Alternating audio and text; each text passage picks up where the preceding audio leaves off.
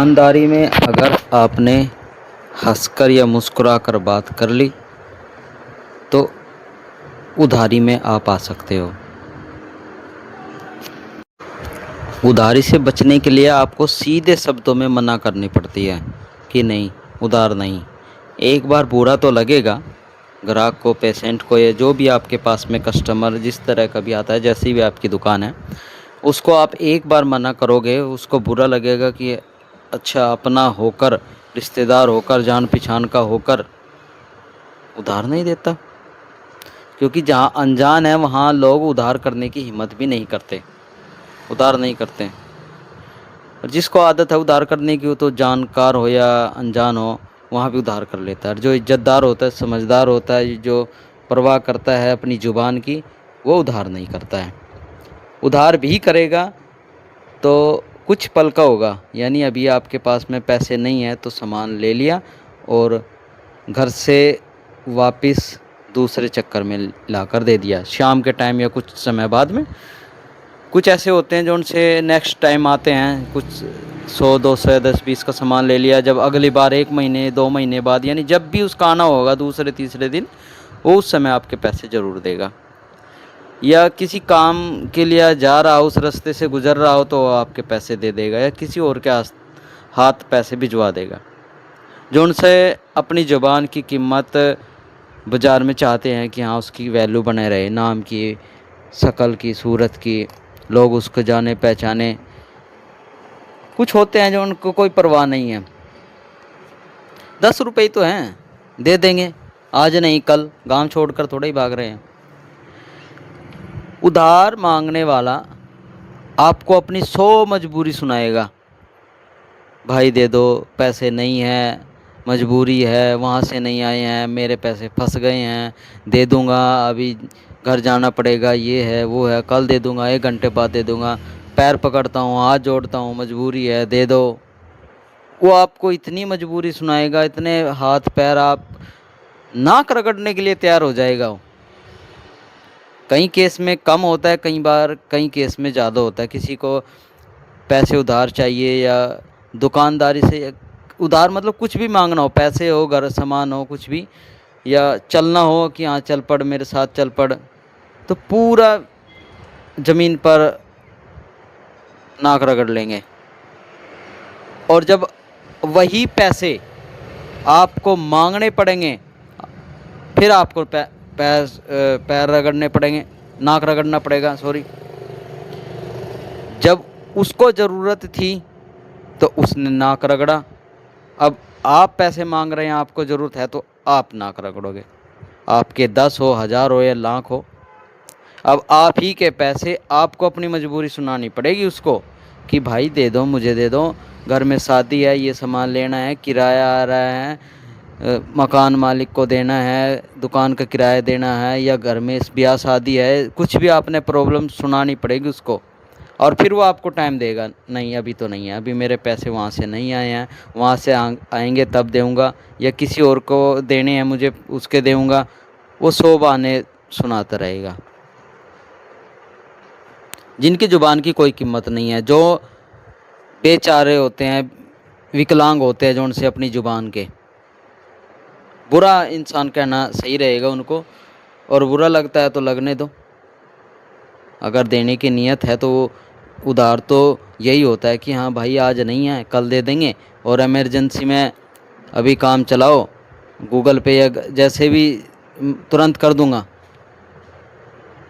कुछ 10-20 रुपए के लिए गांव छोड़ने की बात करते हैं कि गांव थोड़े छोड़ रहे हैं, दे देंगे, आज नहीं कल।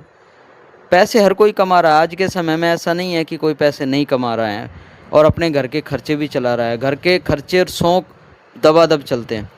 कई हैं मेरे पेशेंट जो उनसे उधार हैं और देने का नाम नहीं, अपने घर में 100 खुशियाँ मना रहे हैं, ठीक है मनाओ, अच्छी बात है, मगर किसी के पैसे तो दो, देने चाहिए। अगर आपको अधिक लग रहे हैं तो थोड़े थोड़े करके दो। अब कोई मजदूर आदमी 700 रुपये दिहाड़ी है, 700 नहीं तो 500 हर कोई ले रहा है, 600-700 आराम से ले रहा है, मिस्त्री तो 1000 ले रहा है, और किसी के 500 के लिए लटका कर रखता है 2-2 महीने, साल तक भी। अगर बोल दो तो दुकान पर आना बंद, दूसरी दुकान पर। दुकान किसी की भी हो सकती है। कई बार जब दूसरे डॉक्टर के पास उधार कर कर के काफ़ी लंबा बिल बैठा देते हैं, 2,000 3,000 5,000 का, और जब वो डॉक्टर मांगता है पैसे कि पैसे चाहिए, पैसे दो, पैसे नहीं दोगे तो मैं दवाई नहीं दूंगा, अब वो पेशेंट उसके वहाँ जाना छोड़ देता है और फिर दूसरा रास्ता पकड़ लेता है, दूसरे डॉक्टर के पास चला जाता है। और ये डॉक्टर नहीं है, हर किसी दुकान की बात है, नाई की हो, बर्तन की हो, कपड़े की हो, जहाँ जानकारी एक बार विश्वास बना लेते हैं वहाँ उधार करना शुरू, और जब पैसे मांगने शुरू तो फिर जाना बंद। अब वहाँ दूसरे डॉक्टर के पास में जाएंगे और उस पहले डॉक्टर की बुराई करेंगे कि हाँ ऐसे ऐसे करके बात है, ठीक है, उस पर विश्वास सा बनाएंगे, धीरे धीरे वहाँ नकद लेंगे और कुछ टाइम बाद में वहाँ भी उधार, और फिर वही हाल, फिर तीसरा, फिर चौथा। कुछ ऐसे होते हैं एक जगह उधार बनाते हैं, उधार चलता है उनका वहाँ, और नगद अगर सामान लेना हो तो वो किसी और दुकान से लेते हैं, किराने का हो, कपड़े का हो, या डॉक्टर का हो, मेडिकल स्टोर हो, या छोटे मोटे और दुकान हो, नगद किसी और से, उधार किसी और से। क्यों? अगर उधार वाले को कुछ पैसे देंगे वो फिर पैसे और मांगेगा कि पैसे है, थोड़े कुछ थोड़े भी जमा नहीं करते। कुछ दुकानदार होते हैं, भागते हुए हाथी की पूंछ ही सही, लेने शुरू करो थोड़े थोड़े करके, इकट्ठे पैसे कोई नहीं दे सकता। तो मैं नीरज कल्याण यही समझाना चाहता हूँ, उधार मत दो।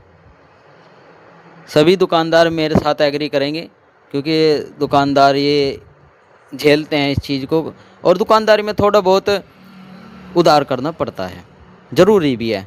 बिना उधार के गांव में नहीं चलती है, शहर में तो चलते हैं। शहर में भी शहर वाले उधार करते हैं, यानी जो जानकार है, जो आसपास के हैं वे उधार करते हैं, गांव वाले आसपास वाले उधार करते हैं, जो किसी को जानता है। अब मेरे पास में, मैं अपने तरीके से बताऊंगा, मेरे पास में जो बाहर की लेबर वाले इंसान हैं, जात बिरादरी धर्म कुछ भी हो, वे आते हैं, बाहर की लेबर वाले, या गांव में रहते हो, या किराए पर रहते हो, या सेलर में, आसपास में, गोदाम में, कहीं भी रहते हो, वे आते हैं और नगद लेकर जाते हैं, या फिर उधार करते हैं। जब उनकी मंथली सैलरी आती है, जो भी, तुरंत पहले नंबर पर उधार के पैसे देंगे, जिसके हैं, जहाँ किराने का सामान लेते हैं, जिससे सिलेंडर, दवाई, जिससे बाल बूल कटाते हैं, जहाँ भी जितना भी उधार होता है वे उनके सबसे पहले उनका निपटाते हैं और बचे अपने जेब में। और गांव वाले 10 रुपये में भी औकात दिखा देते हैं, गांव थोड़े छोड़ कर जा रहे हैं, जुबान का फ़र्क हो जाता है। तो बाहर वाले तकरीबन पैसे पूरे देकर जाते हैं, सभी इस बात पर विश्वास करें। अगर कोई बाहर का इंसान लगे, वो पैसे पूरे देकर जाएगा, और जो आपका जानकार है वह आप तलवे चाटने पर मजबूर कर देगा। मेरे साथ में बहुत सारे ऐसे हैं जिन्होंने 3-3 हज़ार रुपये या इससे कम या ज़्यादा, नाम किसी का लेना सही नहीं है, अभी तो वे बुरे हैं, कुछ समय बाद में दे सकते हैं। फिर कई बार वीडियो कहते हैं कि मेरा नाम यूज करा है, डिलीट करो वीडियो, तो ऐसे ऐसे हो जाता है। आप सभी वैसे A to Z वाले नाम वाले सभी उधार करते हैं, आप सभी के पास में, कुछ मेरे पास में करते हैं, कुछ आप नाम वाले आपके पास में उधार करते होंगे। पर जो उधार करते हैं ये सोचते नहीं हैं इस बात को, आपसदारी ख़राब करते हैं। जिनके पास ज़्यादा पैसे हो जाते हैं और वे देने पर मजबूर हो जाते हैं, क्यों? इकट्ठा पैसा दे नहीं सकते और थोड़े थोड़े कर में। अब जैसे मैं बता रहा हूँ, मैं बाज़ार से दवाई लेकर आया, पेवा मार्केट से, उधार में। अब कुछ समय बाद में मुझे पैसे देने हैं, अगले दिन या नेक्स्ट टाइम जब मैं वो पैसे दूंगा, मुझे ऐसा लगेगा कि ये मैं पैसे फालतू के दे रहा हूँ, इसका तो सामान मैंने लिया ही नहीं है। ऐसा लगता है उनको कि हाँ ये पैसे मैं फ्री के दे रहा हूँ, इसका सामान तो मेरे पास में है ही नहीं। वे भूल जाते हैं इस चीज़ को कि हाँ इमरजेंसी में किसी ने काम चलाया है। तो यह मानसिक स्थिति रहती है। आज तक मैंने जहाँ भी मैंने काम किया है, कई बार पेशेंट भी आते हैं, अपने एक्स्ट्रा इंजेक्शन के पैसे दे देते हैं कि कल आकर लगवाएंगे, या फिर 2 घड़ी का विश्वास नहीं है मुझे, क्या पता मैं कल रहूँ या ना रहूँ, या छुट्टी पर चले जाऊँ, और आप यही कहोगे कि डॉक्टर पैसे मार कर भाग गया।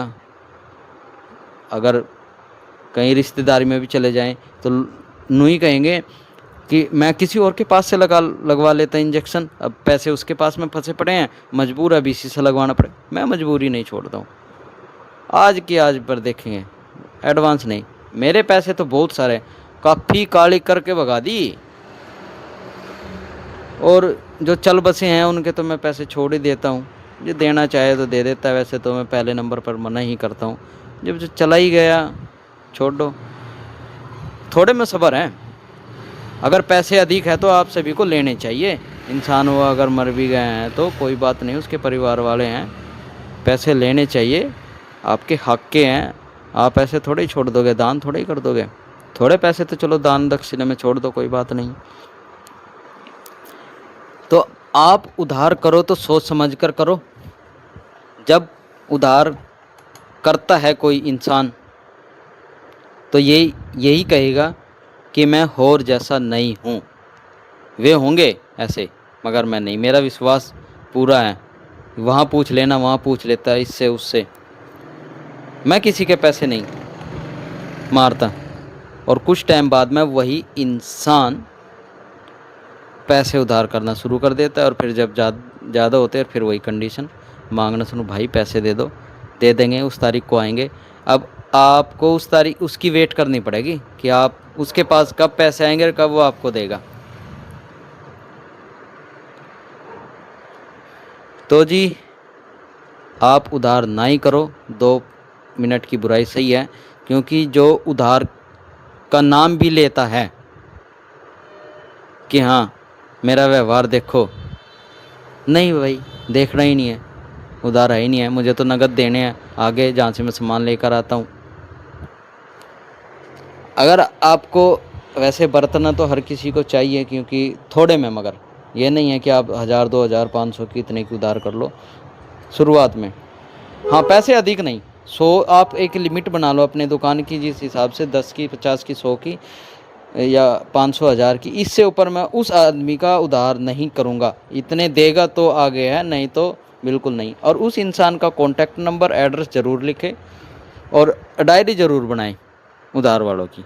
अगर किसी का 1% भी किसी का उधार कर रहे हो तो पहले तो उसके जान पहचान ज़रूरी है, और थोड़े में अगर वो चला भी गया है तो कोई बात नहीं है।